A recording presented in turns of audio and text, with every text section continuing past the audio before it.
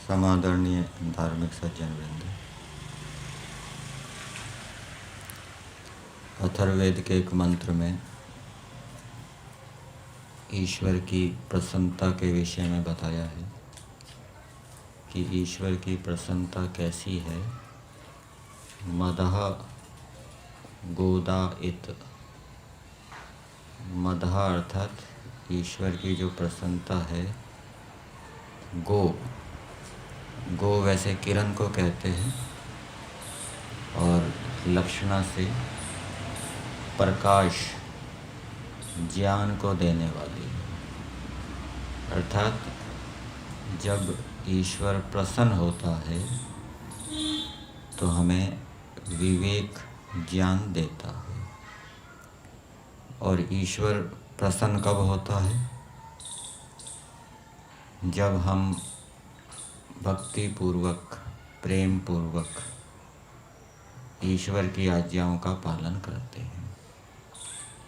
जो व्यक्ति जिस जिस आश्रम में है, जिस जिस वर्ण का है, जो उसका दायित्व है, कर्तव्य है, उसको वो प्रेम पूर्वक मेहनत ईमानदारी से करता है तो ईश्वर प्रसन्न होकर उसकी आत्मा के अंदर सत्य ज्ञान, यथार्थ ज्ञान का प्रकाश करता है। और प्रेम पूर्वक ईश्वर की आज्ञा का पालन करने का एक लाभ और बताया गया है। हमने योग दर्शन के अंदर स्थानीय उपनिमंत्रणे संग समयाकरणम के भाष्य में पढ़ा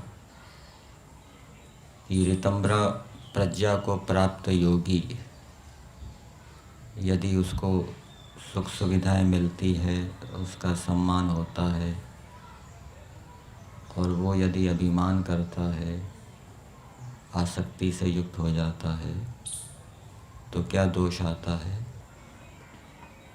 अभिमान के कारण प्रमाद उत्पन्न हो जाता है और प्रमाद के कारण वो फिर जो साधन है, ईश्वर प्राप्ति के साधन, समाधि के साधन, उनका वो ठीक प्रकार से पालन नहीं करता, भूल जाता है। और जब व्यक्ति भक्ति रस से युक्त होता है तो वेद के अंदर बताया गया है कि सोमम जागृविम पाही, ईश्वर से प्रार्थना की गई है कि हे परमेश्वर, आप हमारे भक्ति रस की रक्षा कीजिए। हमारी आपके प्रति जो भक्ति प्रेम भाव बना हुआ है, आप उसकी रक्षा कीजिए। रक्षा कैसे होगी? प्रार्थना तो कर रहे हैं। यदि हम ठीक प्रकार से ईश्वर की आज्ञाओं का पालन कर रहे हैं, जानबूझकर गड़बड़ी नहीं कर रहे, तो भक्ति प्रेम भाव बना रहेगा।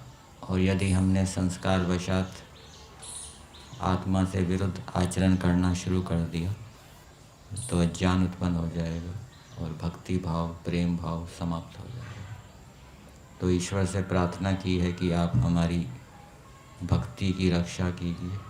और वो भक्ति कैसी है, उसका विशेषण दिया जागृविम, वो उपासक को सावधान रखती है।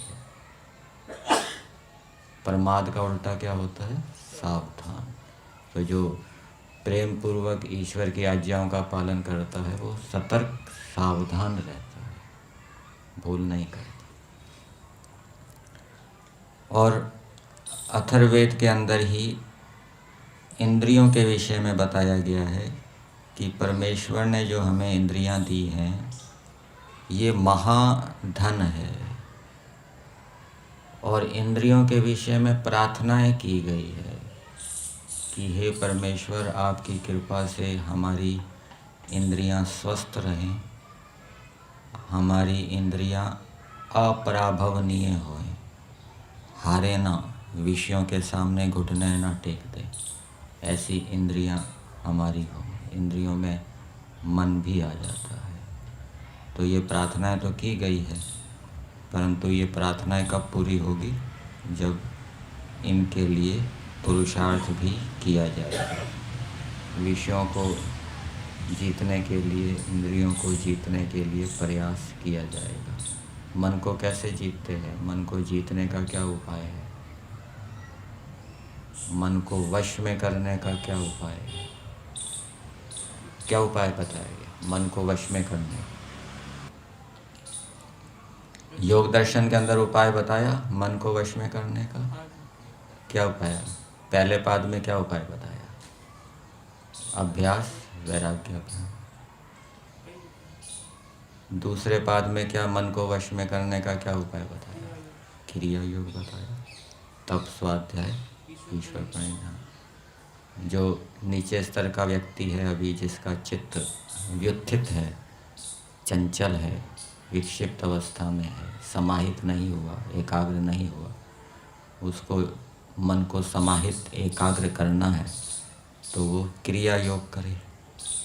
और जिसका मन समाहित हो गया है और वो समाहित से और ऊंची स्थिति को प्राप्त करना चाहता है, अपनी एकाग्रता को और अधिक बढ़ाना चाहता है, तो वो अभ्यास और वैराग्य का आलम्बन ले। तो ईश्वर से प्रार्थना की है कि हमारी जो इंद्रियां हैं वो अपराभवनीय हो। और भक्ति रस की कितनी स्तुति की गई है वेद के अंदर। वेद के एक ही मंत्र में बताया गया है, सोमिनी दक्ष दधाति।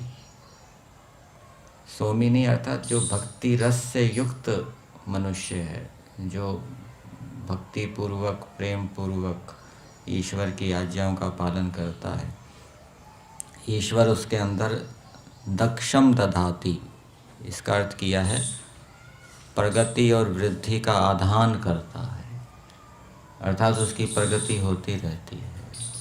हम देख सकते हैं हम ईश्वर की आज्ञाओं का पालन प्रेम पूर्वक करते हैं या नहीं करते। प्रेम पूर्वक करेंगे तो प्रगति होगी, वृद्धि होगी। प्रेम पूर्वक नहीं करेंगे तो प्रगति, वृद्धि नहीं होगी। और ईश्वर से प्रेम करने का क्या उपाय बताया? ईश्वर से प्रेम कैसे उत्पन्न होता है? प्रीति कैसे उत्पन्न होती है? स्तुति से होती है। स्तुति का अंतिम फल क्या है? गुण, कीर्तन, श्रवण और अंत में ज्ञान। जब तक ईश्वर के गुणों का ज्ञान नहीं होगा तब तक स्तुति पूरी नहीं हुई। और इस गुणों का ज्ञान होने के बाद ही प्रीति उत्पन्न हो। सर्वरक्षक का जप तो कर रहे हैं, लेकिन अभी सर्वरक्षक समझ में नहीं आया। ईश्वर बलवान है, विद्वान है, जप तो कर रहे हैं, विचार तो कर रहे हैं, परंतु अभी समझ में नहीं आया, शाब्दिक स्तर ही बना हुआ है। तो ईश्वर में वास्तविक प्रीति उत्पन्न नहीं होगी। और जब ये गुण समझ में आ जाएंगे स्वाध्याय से, चिंतन मनन से, फिर ईश्वर में प्रीति उत्पन्न होगी। और समझ में आने के लिए केवल स्वाध्याय चिंतन मनन ही नहीं है। स्वाध्याय चिंतन मनन तो उसके अंतर्गत आता है, नियमों के अंतर्गत। यमों का पालन भी साथ साथ आवश्यक है, तो उसकी उन्नति, प्रगति होती है, वो भक्ति उसकी बढ़ती जाती है, प्रेम बढ़ता जाता है। तो ईश्वर से हमें ज्ञान मिले, ईश्वर प्रसन्न होकर हमें ज्ञान दे, ईश्वर के प्रति हमारा प्रेम उत्पन्न हो, और प्रेम उत्पन्न होने से हम सतर्क सावधान रहें और इंद्रियां हमारे वश में हो, और हम प्रगति, वृद्धि को प्राप्त करते रहें। इसके लिए हमें ईश्वर की आज्ञाओं का जानना जरूरी है।